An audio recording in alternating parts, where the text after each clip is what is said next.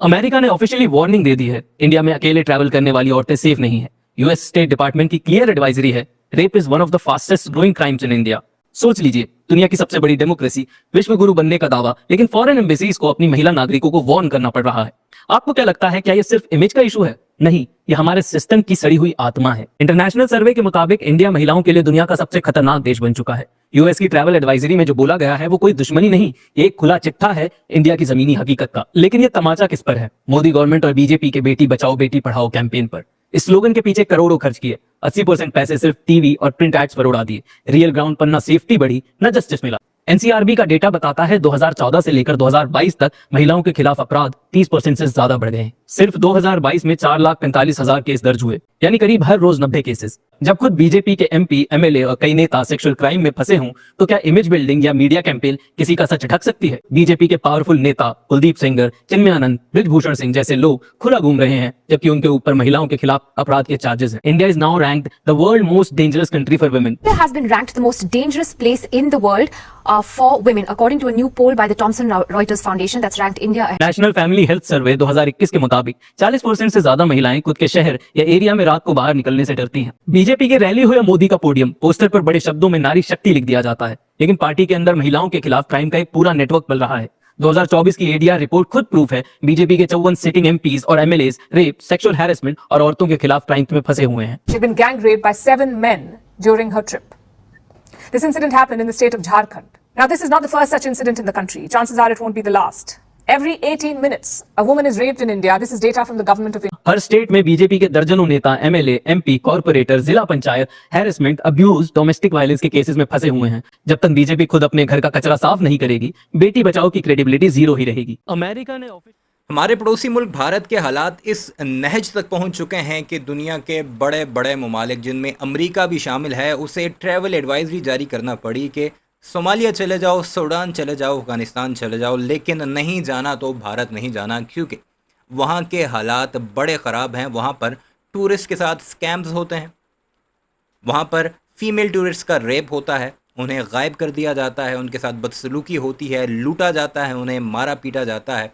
और ये सब कुछ क्यों हो रहा है? क्योंकि उनके महान लीडर, जिसकी तस्वीर आपने बैकग्राउंड में लगी देख रहे होंगे, उसने एक बात कही थी और उस बात को बड़ा सीरियस ले लिया था भारत की आवाम ने, और मजबूरन फिर अमेरिका समेत दुनिया के बड़े ममालिक को ट्रैवल एडवाइजरी जारी करना पड़ी थी। क्या कहा था उसने, ज़रा एक बार ये सुन लीजिए। हाल के आंकड़ों से पता चला है कि बेटी बचाओ बेटी पढ़ाओ अभियान, हाल के आंकड़ों से पता चला है कि बेटी बचाओ बेटी पढ़ाओ अभियान।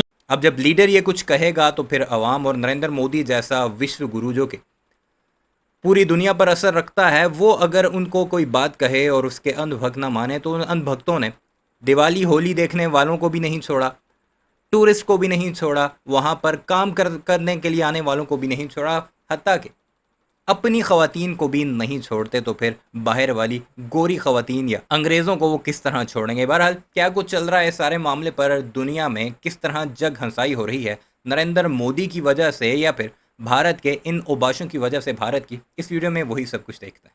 अमेरिका ने ऑफिशियली वार्निंग दे दी है, इंडिया में अकेले ट्रैवल करने वाली औरतें सेफ नहीं है। यूएस स्टेट डिपार्टमेंट की क्लियर एडवाइजरी है, rape is one of the fastest growing crimes in India.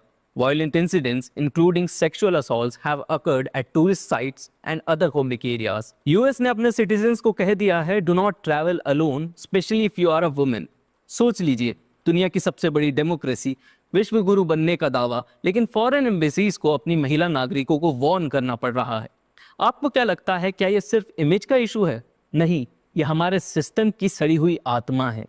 NCRB का डेटा बताता है 2014 से लेकर 2022 तक महिलाओं के खिलाफ अपराध 30% से ज्यादा बढ़ गए हैं। सिर्फ 2022 में 4,45,000 केस दर्ज हुए, जिसमें से 31,516 रेप के मामले, यानी करीब हर रोज 90 केसेस।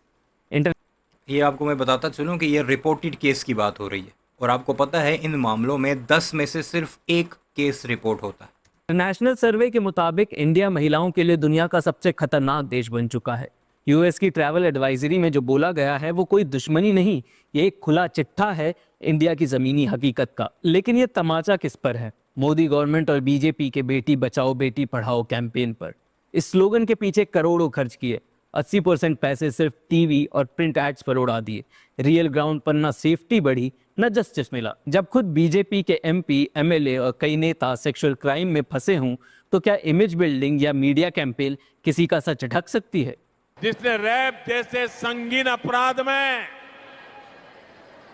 बलात्कार करे ने, અમે આવીને કાયદો બદલ્યો અને આવા પાપીને ફાંસીના માછડે જ લટકાવવાનો હોય।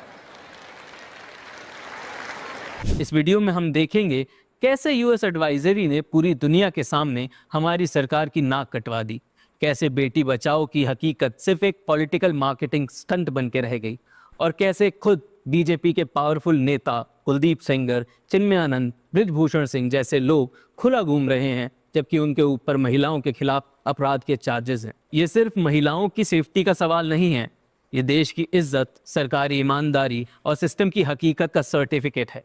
आखिर में मैं आपसे सीधा सवाल पूछूंगा, जब हर पावरफुल नेता खुद को लॉ के ऊपर समझता है तो एक औरत को इंसाफ कहां से मिलेगा? चलिए डिटेल में देखते हैं कि यूएस स्टेट डिपार्टमेंट की 2025 की एडवाइजरी ने असल में क्या एक्सपोज किया। एडवाइजरी की सीधी बात, rape is one of the fastest growing crimes in India.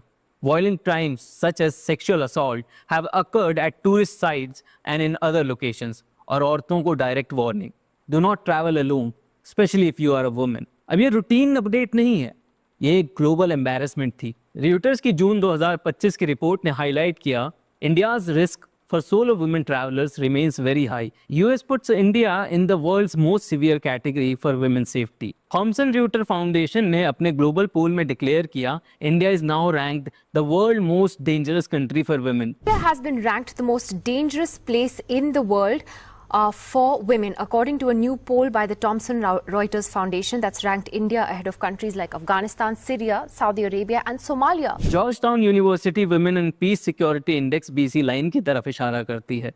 2017 में इंडिया की रैंकिंग 133 थी, जो 2023 में 128 है। रिपोर्ट में लिखा है, India's low ranking is due to wide spread insecurity and lack of legal protection for women. National family health survey 2021 के मुताबिक 40% से ज्यादा महिलाएं खुद के शहर या एरिया में रात को बाहर निकलने से डरती हैं।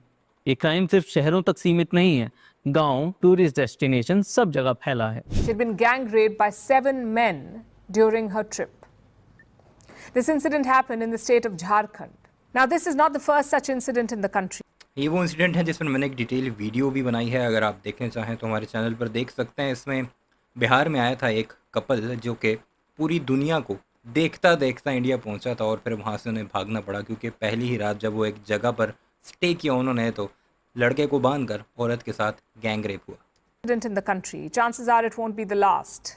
Every 18 minutes, a woman is raped in India. This is data from the government of India. And this incident has sparked a fierce debate on social media about women's safety and women tourists. 2024 में foreigners पर attacks का data भी international headlines बना था। United Nations human rights council की 2023 की periodic review ने भी यही रेज किया था कि women's safety remains a major human rights concern in India with increasing cases of sexual violence and poor redressal mechanism.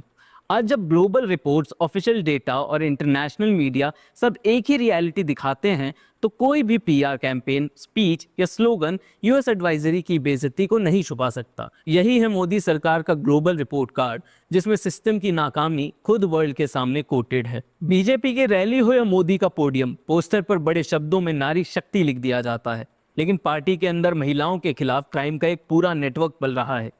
2024 की एडीआर रिपोर्ट खुद प्रूफ है, बीजेपी के 54 सिटिंग एमपीज और एमएलएज रेप, सेक्सुअल हैरेसमेंट और औरतों के खिलाफ क्राइम में फंसे हुए। सब जो है वो इस गंगा में हाथ धो रहे हैं। 54 जो हैं वो बीजेपी के हैं सिटिंग एमपीज, 23 कांग्रेस के और टीडीपी पता नहीं कौन सी पार्टी है उसके 17, आम आदमी पार्टी के 13, तृणमूल कांग्रेस जो है उसके 10। यानी हर एक जो पॉलिटिकल पार्टी है जितनी उनकी सीटें हैं उतना ही उनके जो है वो क्राइम्स हुए हैं। स्लोगन्स तो बहुत सुनने को मिलते हैं, लेकिन ग्राउंड पर ये पार्टी अपने क्रिमिनल्स को खबर देने में चैंपियन दिखाई पड़ती है। उन्नाव की 17 साल की लड़की के साथ बीजेपी के पावरफुल नेता कुलदीप सेंगर ने रेप किया। विक्टिम की फैमिली ने महीनों तक इंसाफ की गुहार लगाई।